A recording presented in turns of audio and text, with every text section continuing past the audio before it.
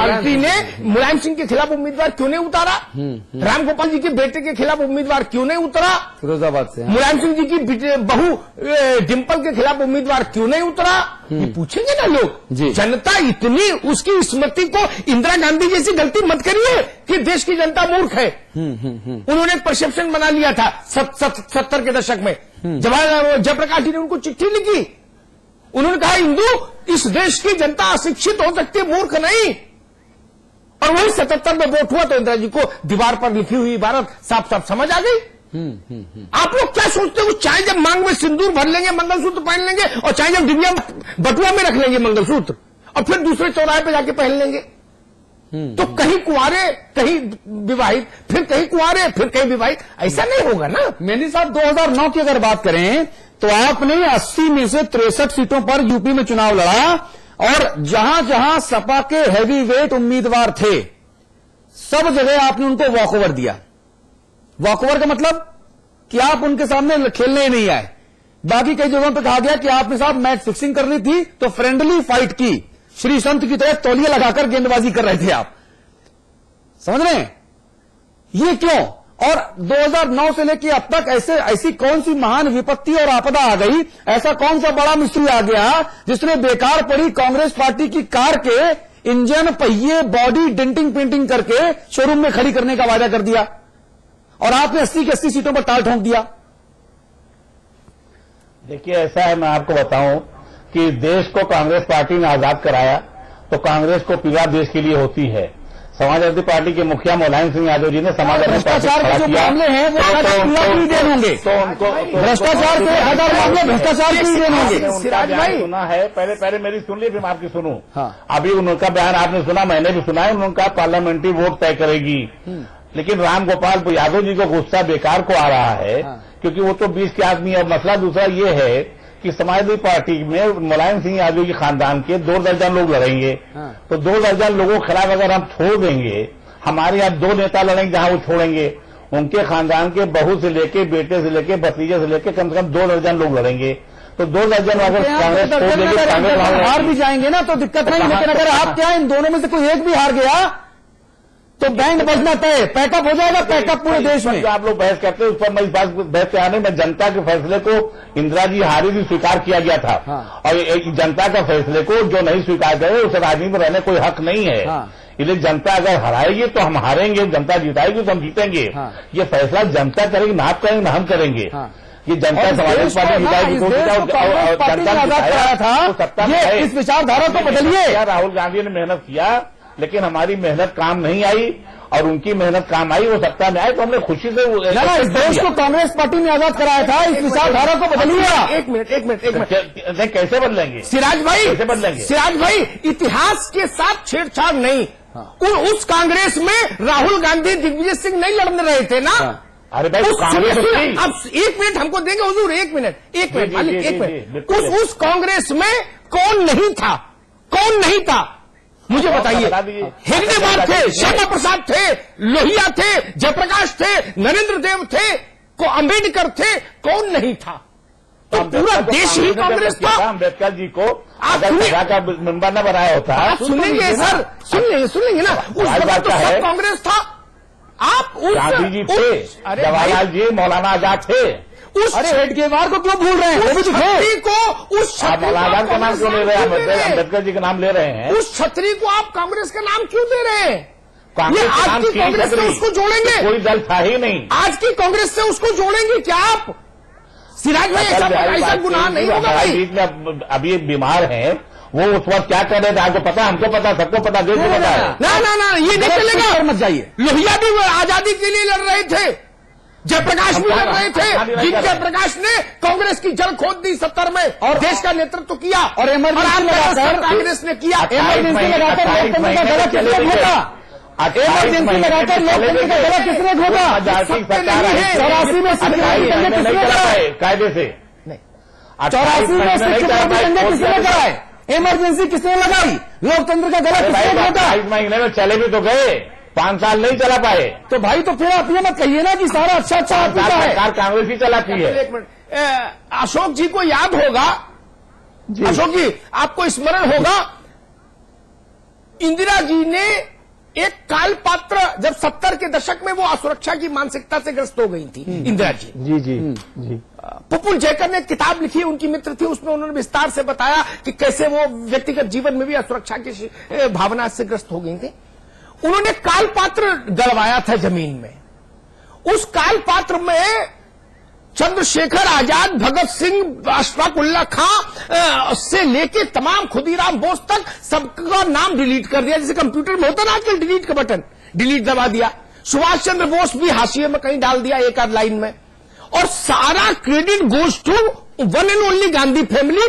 महात्मा गांधी को भी short form में कर दिया, मिनिएचर में। और उसमें 3 पैरे थे इंदिरा जी पर कि इंदिरा जी ने कैसे नेतृत्व किया स्वतंत्रता के आंदोलन का, जबकि इंदिरा जी उस वक्त बच्ची थी, वो बानर सेना में थी, लेकिन वो उतनी बड़ी नहीं थी कि देश की आजादी की लड़ाई का नेतृत्व करे।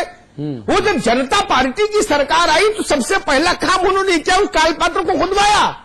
तब वो देश के सामने पूरा कच्चा चिट्ठा आया कि भाई भगत सिंह कहां है, आजाद कहां है, बिस्मिल कहां है, खुदीराम कहां है, राजेंद्र लाहिड़ी कहां है। लोग फांसी पर झूल गए। वो भगत सिंह जिनके लिए गांधी जैसे नेता ने कहा था कि भगत सिंह मुझे आज तुमसे रश्क होता है तुम्हारी लोकप्रियता देख के, उन सबको डिलीट मार दिया। लोहिया जयप्रकाश, इनका योगदान कम था क्या? सबको डिलीट मार दिया, कोई नहीं था, केवल हम थे जी। कौन? बोले हम। और सिराज भाई, मुझे एक सेकंड, मुझे याद है एक बार बहस हो रही थी वाजपेयी जी लोकसभा में। हाँ जी, अटल जी थे, कांग्रेस के ऐसे कोई नेता खड़े हो गए, उन्होंने यही सुर बता दिया कि आजादी की लड़ाई में आप कहां थे, यहां में कहां थे, वहां में कहां थे। तो अटल जी ने कहा ये सवाल बार बार उठता है, मैं इसका उत्तर एक प्रश्न से दूंगा। और उन्होंने अपनी शैली में कहा कि 1857 में कांग्रेस कहां थी, कांग्रेस कहां थी। ये तर्क नहीं है, ये तर्क नहीं है। 1857 वो गोंडा से एमपी चुनाव लड़ रहे थे। 1857 की बात कर रहा हूं, 1957 नहीं सिराज भाई, 1857 की बात कर रहा हूं। इसलिए मैंने कहा वो कालपात्र का हमने देखा, आपने सबको खारिज कर दिया। जिन लोगों ने इस देश की धरा को रक्त से सींचा, गोली खाई। 42 में कौन भूल सकता है जयप्रकाश के जज्बे को? लाहौर जेल तोड़कर जब जयप्रकाश बाहर आए थे, उन सबको खारिज कर दिया। बोले कोई कुछ नहीं, बोले दिग्विजय सिंह और राहुल जी और बाकी हम लोग। अरे बेनी जी मत भूलिए, बेनी जी, यही लोग देश को आजाद करा दिए क्या? ये देश बड़ा है। भाजपा, कांग्रेस, सपा, बसपा छोटे हैं। देश के बराबर मत खड़ा करिए अपने को, कोई दल देश के बराबर अपने को खड़ा नहीं करे। और सिराज भाई, मैं सिर्फ एक बात कहना चाहता हूं, छोटे मुंह बड़ी बात, उम्र में आपसे बहुत छोटा हूं, आपके बेटे की उम्र का हूंगा। एक बात जरूर कहना चाहता हूं भाई साहब, कि किसी व्यक्ति को कितना बड़ा से बड़ा रोग हो जाए, बड़ी से बड़ी बीमारी का लाइलाज, वो मृत्युशैया पर आ जाए, लेकिन उसे गलतफहमी जितना रोग न दे, खुशफहमी भी दे दे जैसे बेनी प्रसाद वर्मा को है, लेकिन गलतफहमी जितना रोग न दे दे। आपके इस बयान ने कांग्रेस पार्टी में व्याप्त उस घोर गलतफहमी की ग्लिम्स दिखाई है, एक झलक दिखाई है। ये समझना पड़ेगा, अकेले कांग्रेस पूरा भारत नहीं है, समझिए इस चीज को।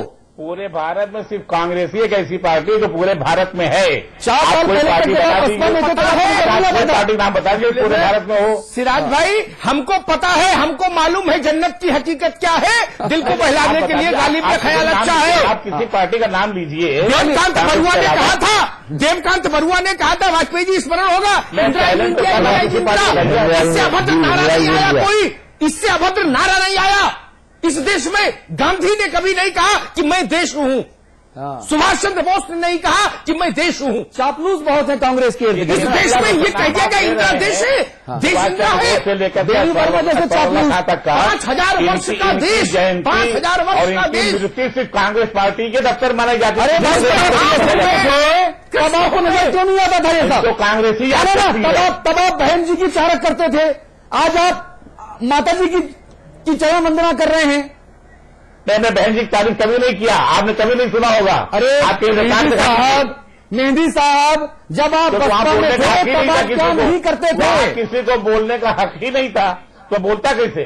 ना ना, ऐसा नहीं, बोलने का हक था, लेकिन केवल चरण वंदना करने का नहीं था, नहीं। अब रमजान का दिन है भाई साहब, क्यों मैं आपकी शाम खराब नहीं करना चाहता। रमजान का मुबारक दिन है। खराब इसलिए नहीं होगी कि मैंने पहले ही कह दिया, बड़े मुबारक महीने में आपने शुरू किया कहा। मैं इसीलिए आपसे कह रहा हूं कि मैं आपकी शाम इस मुबारक दिन में खराब नहीं करना चाहता।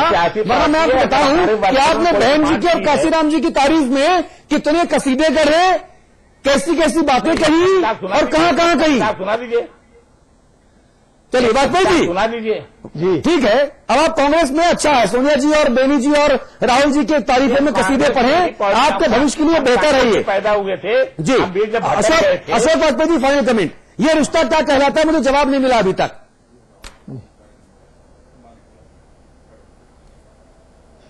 सोनिया जी, राहुल जी और कांग्रेस पार्टी के ऊपर जो मेहरबानी अभी तक चल रही थी, जिसे हम लोग मैच फिक्सिंग या फ्रेंडली फाइट कहते थे, वो अचानक से सड़कों पर क्यों आ गई? नहीं, सड़कों पर ये उन्हीं से पूछिए जो सड़कों पे ले आए हैं। अच्छा, आपकी हम तो मंशा सड़कों भी पे लाए नहीं, सड़कों पे जो ले आए हैं नहीं है। नहीं मंशा नहीं, लेकिन वाजपेयी जी, इश्क जब एक तरफ हो तो सजा देता है, इश्क जब एक तरफ हो तो सजा देता है। ये सजा बन सकता है आपके लिए वैसा मोहब्बत आपकी? देखिए, समाजवादी पार्टी तो संघर्षों की कोख से पैदा हुई। हम हर स्थिति के लिए तैयार हैं और ये अगुवाई उन्होंने की है। हम उनके उस हर निर्णय का, उस हर चुनौती का स्वीकार करते हैं और समाजवादी पार्टी का राष्ट्रीय नेतृत्व, पार्लियामेंट्री बोर्ड इस पर निर्णय करेगा। इसमें अभी कोई जल्दबाजी नहीं, भी लोकसभा चुनाव को समय है और समय पर समाजवादी पार्टी निर्णय ले लेगी। मुलायम सिंह जी कहते हैं कि 2013 के आखिर में चुनाव होगा, आप कहते हैं अभी समय है। चलिए, हो सकता है कि आपके अलग अलग विचारधाराएं हों, ये शायद ये नया समाजवाद है। नहीं, चुनाव कभी भी संभावित नया समाजवाद नहीं, वही समाजवाद है जो माननीय मुलायम सिंह जी का समाजवाद है। उसमें आपका बयान है, माननीय मुलायम सिंह जी के बयान से अलग था, इसलिए आपको याद दिलाया मुलायम सिंह जी का बयान। मैंने ये तो नहीं कहा कि नहीं, अभी अगर आपने कहा चुनाव में समय है और मुलायम सिंह जी कि सितंबर में चुनाव हो सकते हैं, तो चुनाव आना, अब इनको अपनी फील्ड तैयार करनी समय चाहिए ना। अमिताभ अग्निहोत्री जी, ये रिश्ता क्या कहलाता है, मुझे समझ नहीं आया। देखिए, रिश्ते में कहीं कोई उलझाव नहीं है। हाँ, ये मैंने कहा ना कि दोनों ने अपने अपने वकील को बुलाया, एक ही कमरे में बैठ के दोनों के वकीलों ने बात की अपने क्लाइंट्स के साथ, और उन्होंने कहा भाई अस्थायी तलाकनामा दिलवा दो।